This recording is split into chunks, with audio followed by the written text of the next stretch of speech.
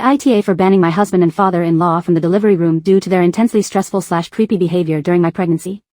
My husband and I are expecting our first child, which I knew would be a really sensitive issue as his own mother died in childbirth with him.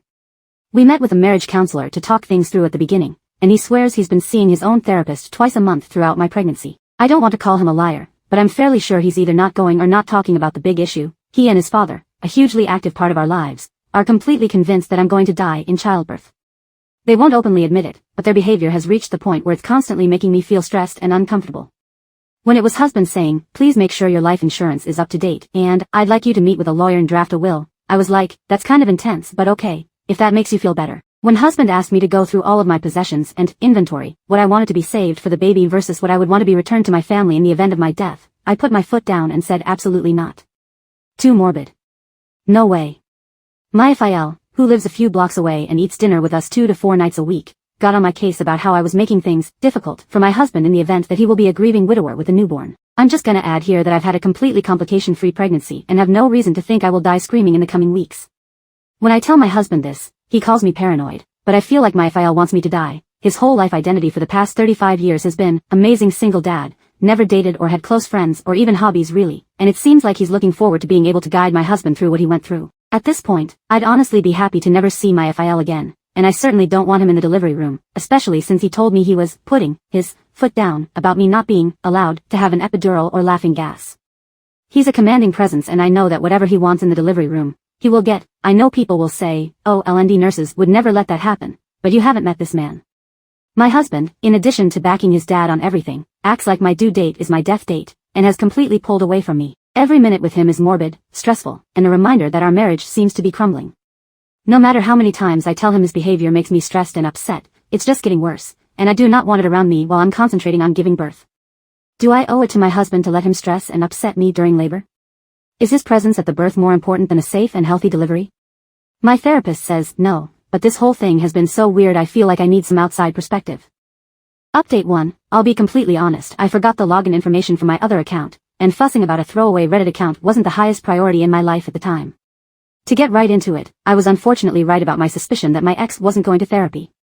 I sat down with him and very firmly put my foot down about my mother being my support person in the delivery room alongside him, and that my, thankfully, ex-FIL was not to be anywhere near the delivery room. I also was very adamant that I was getting an epidural and ex-FIL had no say about any medical procedures I may take. I also told him that I was seeking my own therapist, as his and his father's actions were worrying me. My ex-husband didn't take it well, to put it simply. I had never heard him shout at me like that, and it scared me a little.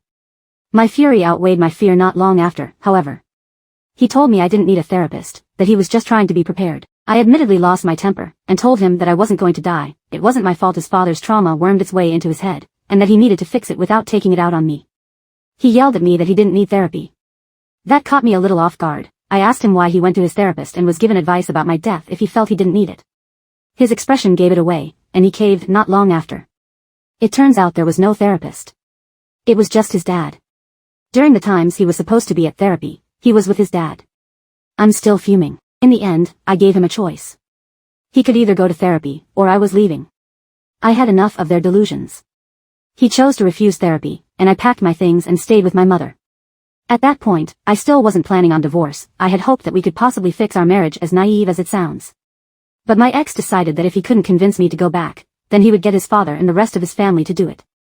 I had to change my number due to the amount of harassment and vitriol they hurled at me. In the end, it was just my mother in the delivery room as I gave birth. I'm thankful for the nursing staff, they were a godsend, and I felt safe that neither my ex or his father would get even remotely close to the room without my say-so.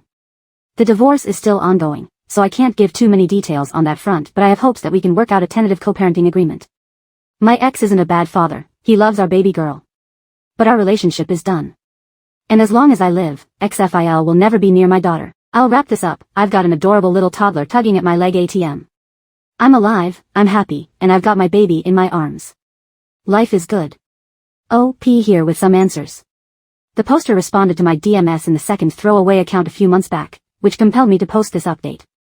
She attempted to post an AITA with the update, but due to not having the login information for the previous account, the mods refused to publish the update. She, according to her own account, gave up trying to update afterwards. The account seems to be suspended now, so it's dubious if any more answers will be forthcoming.